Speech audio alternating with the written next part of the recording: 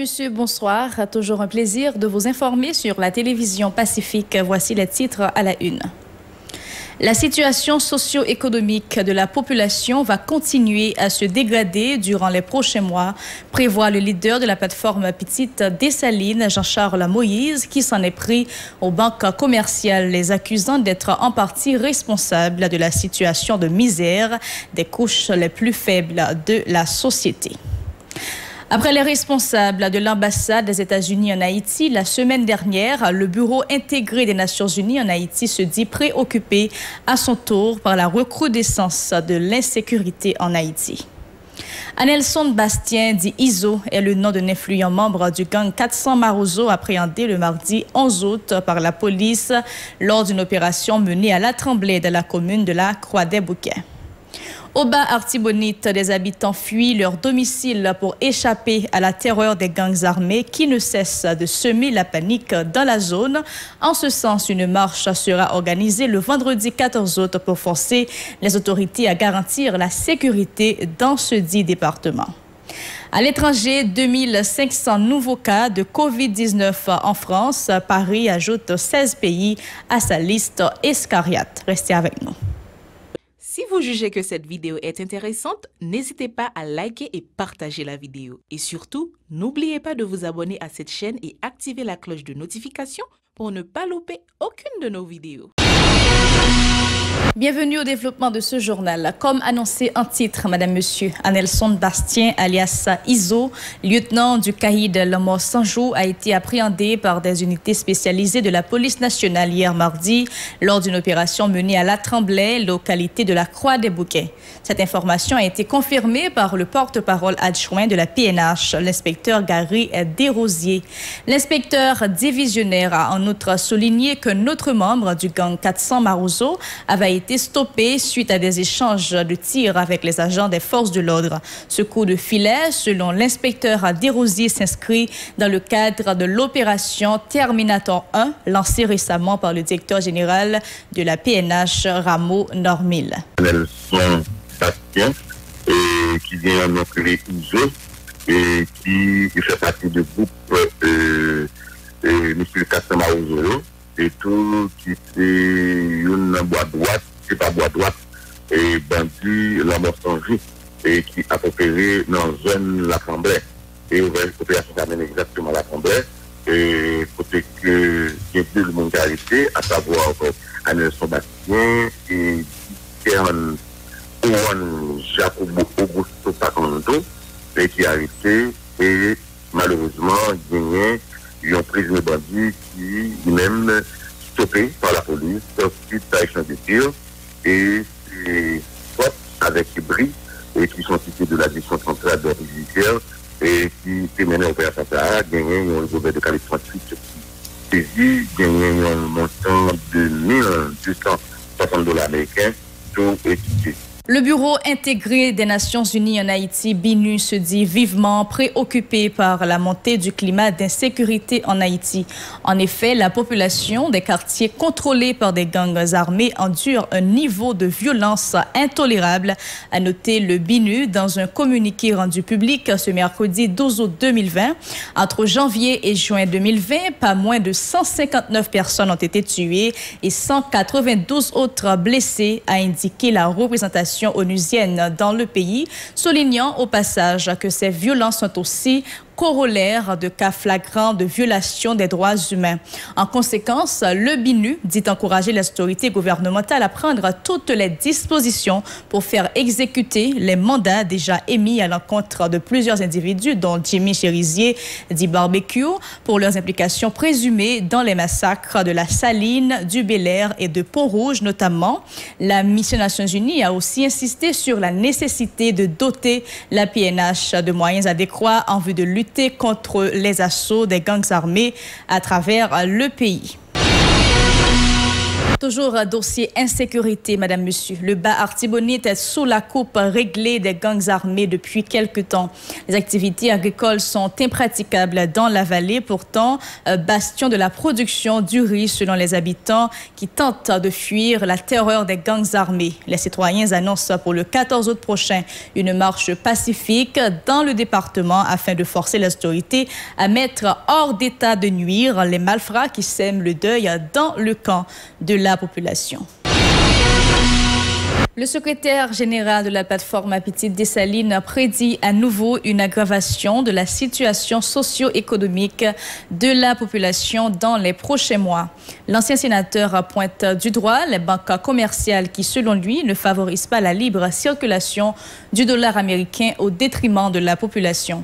Pour Jean-Charles Moïse, la BAH a failli à l'une de ses missions qui consiste à réguler le taux de change sur le marché. Jean-Charles Moïse. C'était Dieu qui était richesse pour payer la Tibonite, ils ont détruit du milliard. Je dis ça qui passe là. Ils ont voulu faire ces dollars qui richesse pour nous. Eh bien, les faits qu'on va quitter richesse, mais non. Ils ont voulu mettre nous à nu. Où est-ce que passe là, je dis, ou même qui ont une entreprise, pour vendre pour $300, je dis, on va le mettre là.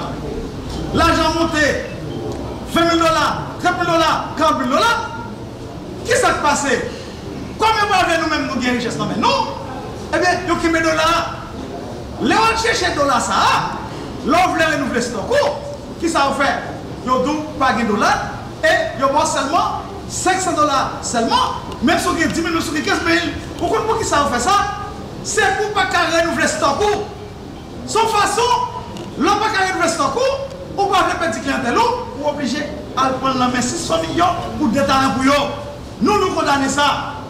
Deuxièmement, tout le monde dans le pays, c'est en dollars. Famille haïtienne, voyez $200 américains pour lui, soit pour le payer un bagage, soit pour l'acheter un bagage, ou bien pour le payer n'importe qui ça. Mais c'est banque qui prend la main nous. Ils vont $4 600 ou $200. Si après 3 minutes, on va le faire bagage à tout le monde américain, nous allons acheter un lampe d'accord pour payer l'argent haïtien, ou obligé de payer en dollars. On va réacheter. Même $200 qui étaient pour $4 600 pour lui, on va aller acheter même $200 ça, presque pour $5 000. Pour 25 000 gouttes. Peuple haïtien, particulièrement, les gens qui ont été en prison, PME, obligez nous. Par ailleurs, le leader de la plateforme Petite Dessalines annonce la reprise de la mobilisation populaire pour le mois de novembre. Il entend contraindre le président de la République, Jovenel Moïse, à plier bagage le 7 février 2021, conformément à l'article 134-2 de la Constitution en vigueur, a renchéri l'opposant farouche au régime PHTK. Écoutons. Aujourd'hui, nous, Petite Dessalines, nous sommes devant un petit carré. Ou tacler nous, n'a fait pénalité et nous pas tirer pénalité à nous. Ou pas tacler nous, n'a fait gol. C'est pour annoncer tout le monde. Je dis, ça on fait déjà, je ne vais pas répéter encore, parce que nous prenons mesure pour ça. Deuxièmement, pays clair, constitution claire, même décret électoral qui devait pousser la tête député avec magistrat. L'un de nos sénats moi-même, nous avons pour 6 ans depuis 5 ans. Ensuite, je dis, nous tous connaissons, depuis 2018, nous avons sénateur qui retire le corps. 2020, nous faisons encore pour le sénateur retirer le corps dans le Sénat. Même décret électoral, ça, qui devait une élection pour le sénateur, c'est fait pour Jovenel Moïse. Si le sénateur même y allait, et je dis, nous tous connaissons, privé prend un an dans 5 ans Jovenel Moïse. En constitution, il dit clairement, chaque 5 ans, il faut qu'il y ait une élection, et bien pas que vous ne pas voir. 2021, Jovenel Moïse, pas carré dans le pays, et l'MDD. Mathématiquement parlant, il est vraiment impossible pour dire une fois l'élection qu'on est en dans le pays. Le sénateur Yori Latortue répondra à l'invitation du directeur général de l'unité de lutte contre la corruption ULCC le jeudi 13 août concernant un prêt de 70 millions de gourdes à l'ONA selon le secteur démocratique populaire. En conférence de presse hier mardi, les membres du dit secteur dénonçaient ce qu'il appelle l'instrumentalisation des institutions du pays par le pouvoir en place. Ils attribuent la démarche de l'ULCC à une persécution politique. Des artisans de l'avenue panaméricaine à Pétionville en colère après le déguerpissement de leurs ateliers au bord de la voie publique par les dirigeants de la mairie. Ces citoyens qui crient à l'abus réclament le dédommagement auprès des autorités établies. Ils disent ne pas avoir été avertis d'une quelconque décision à leur encontre. Leur déclaration au micro de Régard Noël. Mais regardez une boutique qui est là. Pour craser sans raison, sans avertissement, sans rien. Mais mes amis, il y a une autorisation qui a tout le bagage pas bien conforme qui peut faire tout le bagage. Mais mes amis, qu'est-ce que ça nous fait l'État? Qu'est-ce que ça nous fait? Ça pas qu'on a fait là, qui est plus 40 ans. Qu'est-ce que ça nous fait l'État? Parce que je ne pense pas que c'est comme ça que nous avons agi avec nous en tant qu'artisans, nous-mêmes nous avons tiré. Les gens qui peuvent venir dans le pays, on le pays déjà fin classé comme ça, c'est comme ça pour chef venir agir avec nous. Là, on regarde FSA, c'est nous-mêmes qui produisons là. Tout le monde a besoin, je pense que c'est un encadrement, nous au lieu de venir craser nous. Pour qui l'on a pris un monde dans le pays ça? Si c'est comme ça, il n'y a pas agi avec artisans, avec artistes. Moi, je demande justice pour produire qui ça? Moi, tout le monde là, il y a crasé. Je dis non, pas craser Kaila parce que ça fait ça, nous payons la mairie. Tout à fait, monde comme monde. Pour remettre mon Kaila, ranger Kaila comme ça. Mais c'est le bagaille. La justice, défaite la justice, c'est toujours provisoire. Le mouvement de grève des greffiers se poursuit encore dans les différentes juridictions du pays. Ce mercredi 12 août, les grévistes veulent contraindre les responsables du ministère de la Justice et de la Sécurité publique MJSP de respecter l'accord du 3 novembre 2017. Dans cet accord, il était prévu un ajustement salarial et la publication de statuts particuliers en faveur des greffiers. L'engagement de la jeunesse pour une action mondiale est le thème autour duquel a été célébrée ce mercredi la journée internationale de la jeunesse. En Haïti, des conférences débats ont été organisées pour l'occasion, ainsi que le lancement officiel du secrétariat à la jeunesse d'Haïti, SJEH. Cette organisation juvénile a pour but de promouvoir le développement de la jeunesse haïtienne à travers des réflexions diverses. Écoutons Douvens François, l'un des responsables de la dite organisation, au micro de Rousselet Jean-Baptiste et Joseph-Philippe François. Aujourd'hui, c'est un plaisir pour nous prendre la parole, pour nous lancer officiellement le secrétariat à la jeunesse d'Haïti. Qui est le secrétariat à la jeunesse d'Haïti? Le secrétariat, c'est un regroupement, association jeunes, organisation communautaire et jeunes leaders tout, qui a pour objectif de produire un ensemble de réflexions sur divers problèmes que les jeunes ont confrontés dans la société haïtienne. Et quel que soit dans le domaine qui a fonctionné, quel que soit le domaine éducation et entrepreneuriat, activités physiques, sportives et culturelles. Donc nous-mêmes, au niveau du secrétariat à la jeunesse d'Haïti, nous gagnons pour nous porter assistance avec eux. Donc mission nous, c'est pour nous coordonner un ensemble d'activités de jeunesse, pour nous former une plateforme nationale d'organisation de jeunesse qui est le Conseil national de la jeunesse d'Haïti. Le Conseil national, là, il gagne pour le diviser en plusieurs autres conseils. Nous avons un conseil départemental de la jeunesse, nous avons un conseil régional de la jeunesse et conseil communal de la jeunesse. Chaque grand conseil ça va gagner pour former un groupe organisation qui va gagner pour plus proche jeunes dans chaque communauté qui a fonctionné. Et de là, Conseil national de la jeunesse ça il va gagner pour les coordonner ensemble d'activités de jeunesse, ensemble de projets que jeunes gagnent et ensemble de programmes que sont capables de mettre sur pied. Et Conseil national de la jeunesse ça tout, il va gagner tout pour assurer représentation jeunes dans l'instance publique ou bien au niveau de organismes internationaux. Le Conseil a tout gagné pour participer dans la formation civique, technique et professionnelle des jeunes. Nous gagnons tout pour nous promouvoir l'équité et l'égalité des gens, pour nous promouvoir tout décentralisation en façon pour nous rendre accès à l'information dans tout domaine dans le pays pour que les jeunes aient accès à la même information, pour que les jeunes soient capables de la même chance pour impliquer dans la vie sociale et active. En Haïti, les jeunes continuent d'évoluer dans des conditions extrêmement précaires. La crise générée par la COVID-19, associée au chômage, plonge davantage cette catégorie dans le désarroi. C'est en ce sens qu'Annie Thomas Garçon a fait un plaidoyer en faveur de l'encadrement des jeunes dans la société haïtienne. Écoutons. Nous-mêmes, nous sommes en Haïti, les défis ont été inchangés parce que de plus en plus deviennent plus précaires. Surtout dans le contexte COVID actuellement que un jeune sur 6 qui travaille perdu emploi. Et conditions bien-être, la vie monde en Haïti, généralement, tout le monde connaît qui j'en lié. Et surtout par rapport avec la jeunesse qui n'a pas pile l'opportunité qui offre à lui-même.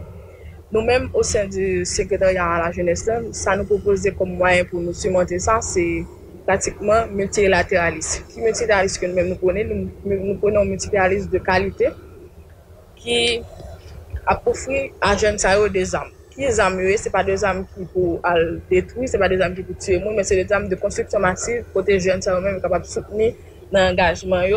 Mais aussi un multilatéralisme de réseau qui a prôné non seulement le dialogue, mais aussi une coopération accrue avec différentes instances de décision et différents acteurs de la vie nationale pour un consensus stratégique, budgétaire et financier, pour capable permettre nous et entamer le processus de transformation stratégique que nous-mêmes, le secrétariat, nous lancé.